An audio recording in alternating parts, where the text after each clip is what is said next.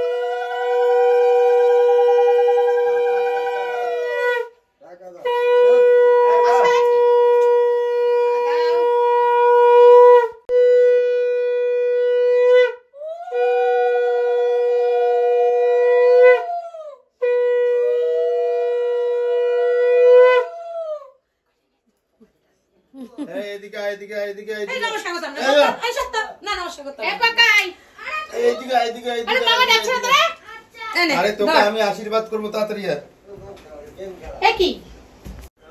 কত মজা দিকে টাকা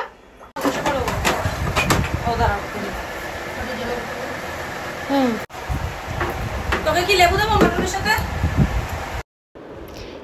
এটা হচ্ছে কেক, যেটা আমি অর্ডার করেছিলাম, যেটা আমার ভীষণ পছন্দ হয়েছে।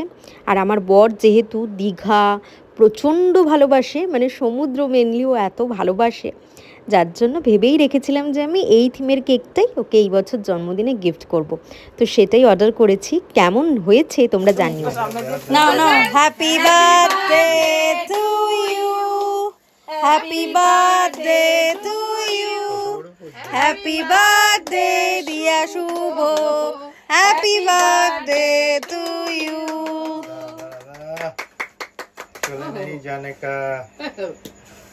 তোরা দুজনে ধরে মামাকে খাই দে, তোরা দুজনে ধরে মামাকে খাই দে। ওখান থেকে নিয়ে মুখে দেখ। আগে তুই নে। আরে ওদের পরে দিচ্ছি। আরে তো একটু বড় করে কাটলে না কেন? বড় করে ধরা যাবে না।